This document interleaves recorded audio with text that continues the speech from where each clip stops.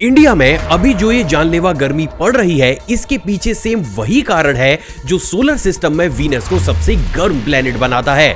कैसे, चलिए समझते हैं। तो देखो, एक जगह है जहां दोपहर में सड़क पिघल जाती है और चप्पल जमीन में चिपक जाती है। जहां हवा चले तो ऐसा लगता है कि मानो किसी ने भट्टी का दरवाजा खोल दिया। जहां बिजली के तार इतने गर्म हो जाते हैं कि ट्रांसफार्मर बॉम्ब की तरह फट जाता है। जहां लोग सुबह घर से निकलते हैं पर सही मायने में बाहर की दुनिया इंसानों के रहने लायक ही नहीं बची है। और यही कारण है कि हीट स्ट्रोक, यहाँ तक कि गर्मी से मौत होने के केसेस भी अब काफी ज्यादा आम हो चुके हैं। अब आपको लग रहा होगा कि मैं किसी डेजर्ट की बात कर रहा हूँ। ये शायद सहारा रेगिस्तान होगा या फिर अरेबिया का कोई रेगिस्तान। राइट? जी नहीं, ये है अपना नॉर्थ इंडिया, जहां कई सिटीज का टेम्परेचर 48.2 डिग्री सेल्सियस को टच कर चुका है। और इस समय पूरी पृथ्वी के सभी देशों में सबसे गर्म 100 शहरों में 97 सिर्फ इंडिया के ही हैं। लेकिन सवाल है कि आखिर ऐसा है क्यों? देखो, दुनिया में 195 देश हैं। सेम सूरज सबको गर्मी देता है, तो इंडिया ही क्यों जल रहा है? वेल, इसका जवाब छुपा है इंडिया की ज्योग्राफी में। एक ऐसी ज्योग्राफी जिसकी रियलिटी आपको अंदर तक हिलाकर रख देगी। तो हाय गाइस, मैं हूं आकाश और आज हम विद प्रूफ ये जानेंगे कि आखिर क्यों भारत पूरी दुनिया का सबसे बड़ा नेचुरल हीट ट्रैप डेस्टिनेशन बन चुका है।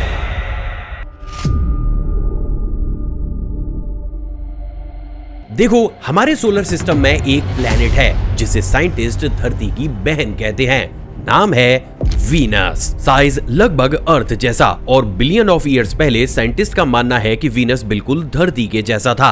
उसके सरफेस पर भी पानी के समुद्र थे, हवा थी, टेम्परेचर नॉर्मल था। अगर उस वक्त कोई वीनस पर खड़ा होता तो उसे लगता कि ये तो धरती ही है। पर आज वीनस का हाल देखो। सरफेस टेम्परेचर 471 डिग्री सेल्सियस, इतना गर्म कि लेड धातु भी पिघल जाए। और सबसे शॉकिंग बात यह है कि वीनस सन से सबसे करीबी का प्लेनेट नहीं है, बल्कि मरकरी सन के सबसे करीब है। लेकिन फिर भी सरप्राइजिंगली मरकरी का टेम्परेचर वीनस से कम है। मतलब जो प्लेनेट सन से दूर है वो ज्यादा गर्म है और सन के जो करीब है वो कम गर्म। तो अब सवाल ये है कि फिर आखिर ये उल्टा पुल्टा सिस्टम है क्यों? देखो, इसका जवाब ये है कि वीनस के साथ एग्जैक्टली वही हुआ था जो आज की डेट में भारत के साथ हो रहा है। असल में वीनस का एटमॉस्फेयर इतना मोटा हो गया कि उसने एक ढक्कन का काम शुरू कर दिया। सन की गर्मी अंदर तो आई पर बाहर नहीं जा पाई।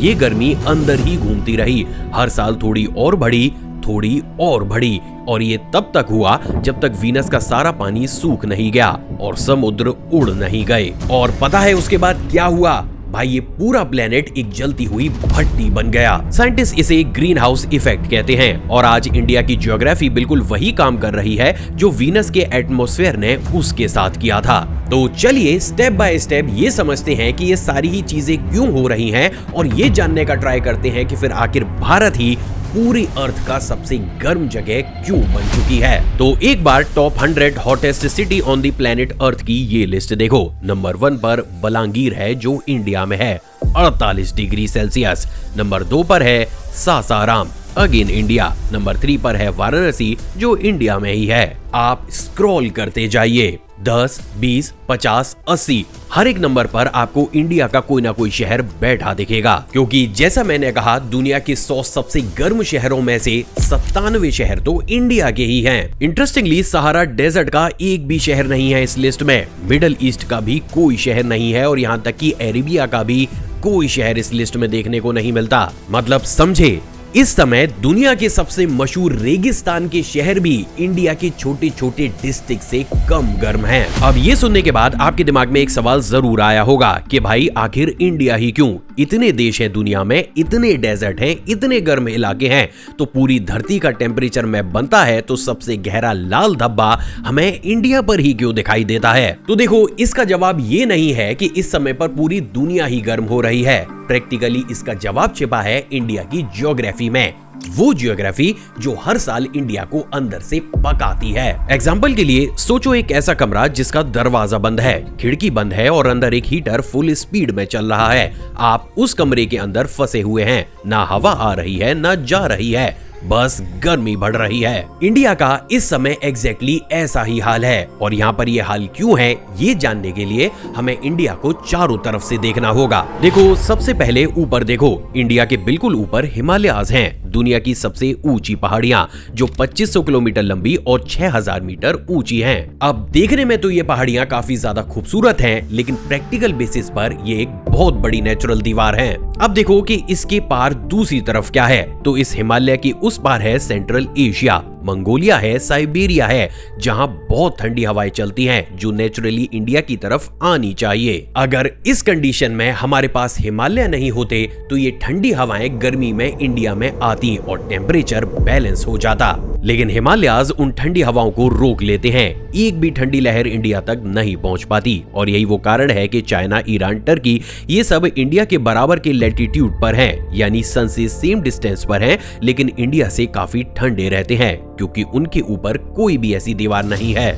लेकिन गर्मी को लेकर हिमालयास का यही असल खतरनाक काम नहीं है। असल में देखो, हिमालयास सिर्फ ठंडी हवा को बाहर से नहीं रोकते, बल्कि ये अंदर की गर्म हवाओं को भी बाहर नहीं जाने देते। देखो, नॉर्मली समर में जब इंडिया की जमीन तपती है तो गर्मी ऊपर की तरफ उठती है, लेकिन हिमालयास उसे नॉर्थ की तरफ निकलने नहीं देते, जिससे गर्मी वापस नीचे की तरफ लौट आती है। लेकिन जैसे मैंने कुछ देर पहले बताया कि सिर्फ कमरा गर्म होने से ही गर्मी नहीं बढ़ती, हमें कमरे के अंदर हीटर भी चाहिए और प्रैक्टिकली इंडिया के पास भी उसका खुद का हीटर है। देखो, इंडिया की वेस्ट में थार डेजर्ट है, राजस्थान से लेकर पाकिस्तान की बॉर्डर तक फैला हुआ। समर में जब सन सीधा इसके ऊपर पड़ता है तो थार की जमीन अंदर तक तप जाती है। अब जब कोई जगह बहुत ज्यादा गर्म होती है तो वहाँ की हवा हल्की होकर ऊपर उठने लगती है और उस जगह पर एक खाली जगह बन जाती है, जिसे साइंस में लो प्रेशर कहा जाता है। ये समझना बहुत इजी है। देखो, जैसे जब आप स्ट्रॉ से ग्लास का पानी पीते हो तो स्ट्रॉ के अंदर का पानी ऊपर उठ जाता है और नीचे से नया पानी अपने आप आ जाता है।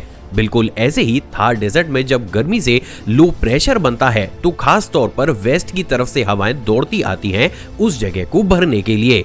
ये हवाएं वेस्ट एशिया से, अरेबिया से, ईरान से चलकर इंडिया आती हैं और इन्हीं हवाओं को हम लू कहते हैं, जो नॉर्मली 40 से 60 किलोमीटर पर आवर की स्पीड पर चलती हैं। और देखो, ये लू भारत में खाली हाथ नहीं आती, ये अपने साथ रेत की धूल उठाती है, रास्ते भर की गर्मी उठाती है और जब ये नॉर्थ इंडिया में फैलती है तो ये जहाँ जहाँ जाती है वहाँ पर जमीन के पानी को सुखा देती है। जब जमीन का पानी सूख जाता है तो सूरज की गर्मी जमीन को और ज्यादा तपा देती है, जिससे गर्मी से सूखा, सूखे से और गर्मी, और ये चक्र चलने लगता है तब तक जब तक कि बारिश नहीं आ जाती। अब आपके दिमाग में आया होगा, चलो ठीक है, ऊपर हिमालय की दीवार है, वेस्ट से थार का हीटर चल रहा है, लेकिन गर्मी ईस्ट या फिर साउथ की तरफ भी तो निकल सकती है ना, राइट?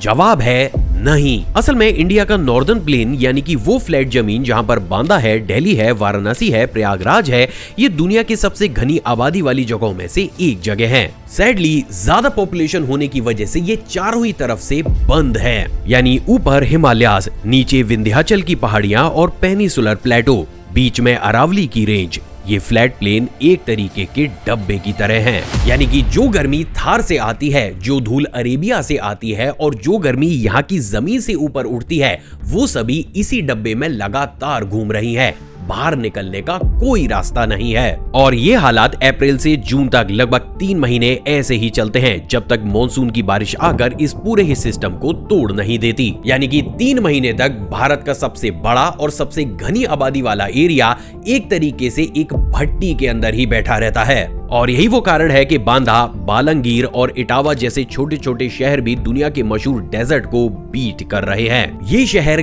गलती की वजह से गर्म नहीं है, ये ज्योग्राफी की वजह से गर्म है। और इसके साथ ही इंडिया की ज्योग्राफी के साथ एक ऐसी चीज भी होती है जिस पर शायद आपको भी यकीन तक नहीं होगा।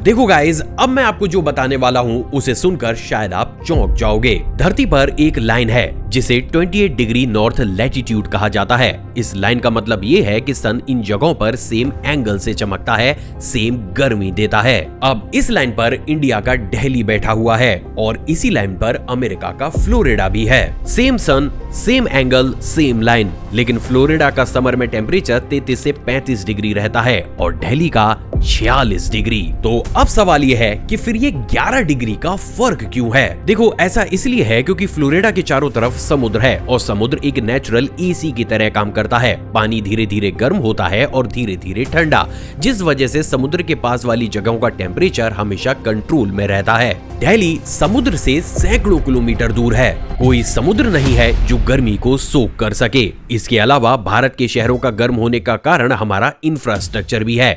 जरा सोचिए कि सहारा डेजर्ट, जिसे हम दुनिया का सबसे गर्म रेगिस्तान मानते हैं, इस जून में भी उसके कई शहर इंडिया के छोटे डिस्ट्रिक्ट से भी ठंडे रिकॉर्ड हुए हैं। कारण की बात की जाए तो सहारा में ज्यादा लोग नहीं रहते, कोई बिल्डिंग भी नहीं है, कोई सड़कें भी नहीं है, लेकिन इंडिया में हर जगह कंक्रीट है, एसफॉल्ट की सड़कें हैं और जब ये सब दिन भर में सन की गर्मी को सोख करते हैं तो रात में यही उसे धीरे धीरे छोड़ते हैं। इसे scientist urban heat island effect कहते हैं। वैसे इस पर मैं अपनी ये लास्ट सुपर एल नीनो वाली वीडियो पर भी अच्छे तरीके से डिस्कस कर चुका हूं। इस वीडियो के खत्म होने के बाद आप इस वीडियो को भी चेक कर सकते हैं। लेकिन अब एक इंपॉर्टेंट बात है जो समझना बहुत जरूरी है, क्योंकि ये आपकी और आपकी पूरी फैमिली की जान बचा सकती है। देखो, जब गर्मी बढ़ती है तो हमारी बॉडी क्या करती है?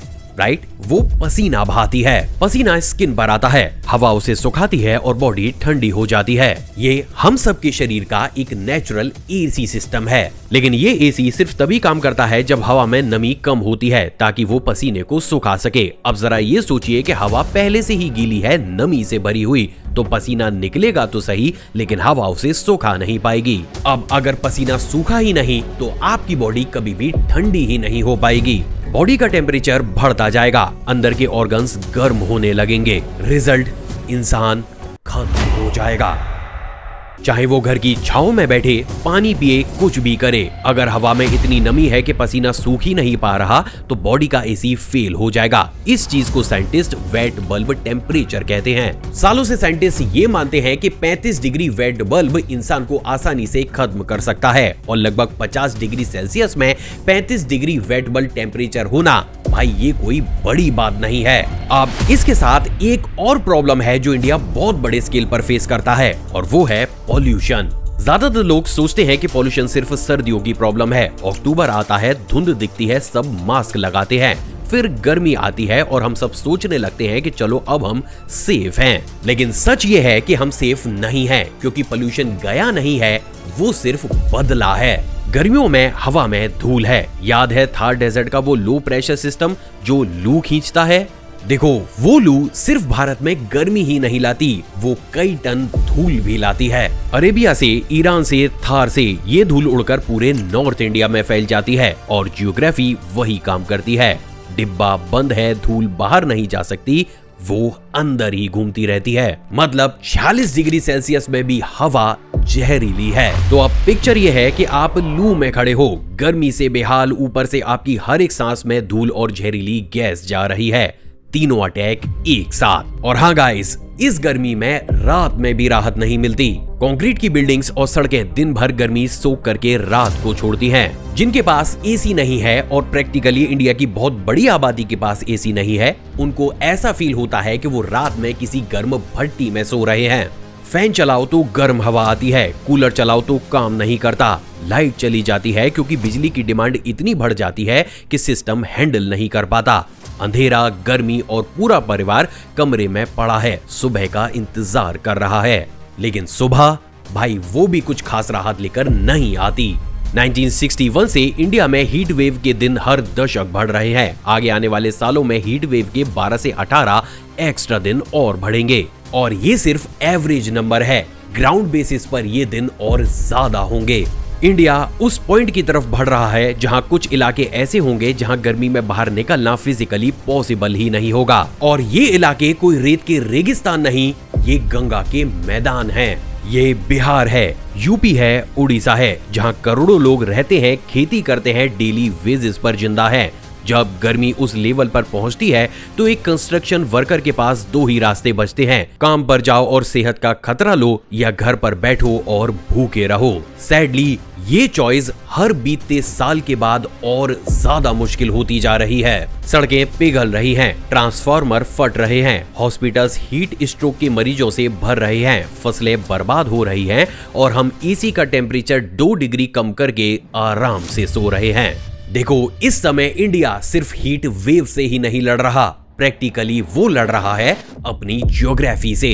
वो ज्योग्राफी जिसने हजारों सालों तक मॉनसून दिया, उपजाऊ जमीन दी, सभ्यताएं बसाई, वही ज्योग्राफी अब गर्मी में एक ट्रैप बन चुकी है और हर गुजरता साल इस ट्रैप को और बेरहम बना रहा है। अब सवाल ये नहीं है कि ये गर्मी कब जाएगी, अब सवाल ये बचता है कि आगे आने वाली गर्मियां और कितनी बेरहम होंगी। सो आई होप गाइस, आज की पूरी वीडियो देखकर आपको साइंटिफिकली समझ में आ गया होगा कि आखिर क्यों इंडिया दुनिया में इस समय सबसे ज्यादा गर्म है। वैसे देखो, इसमें एक बहुत बड़ा पार्ट सुपर एल नीनो का भी है और उसको इस वीडियो में मैंने बहुत अच्छे तरीके से एक्सप्लेन किया है, तो अगर आप चाहें तो इस वीडियो को भी देख सकते हैं। अब देखो गाइस, मुझे पूरी उम्मीद है कि आपको मेरी और मेरी पूरी टीम की ये मेहनत पसंद आई होगी और इस गर्मी को कम करने के लिए फॉर श्योर हम और आप सब मिलकर कुछ ना कुछ स्टेप जरूर उठाएंगे। गाइस, अगर आपको वीडियो पसंद आई तो इस वीडियो को लाइक करने के बाद हर एक भारतीय के साथ इसको शेयर कीजिएगा। चैनल पर नए हैं, विद प्रूफ ऐसी ही वीडियोस देखना पसंद करते हैं तो चैनल को सब्सक्राइब कर उस बेल आइकन को प्रेस जरूर कीजिएगा। मिलते हैं एक और एपिसोड में, जब तक खुश रहिए और दूसरों को भी खुश रखिए।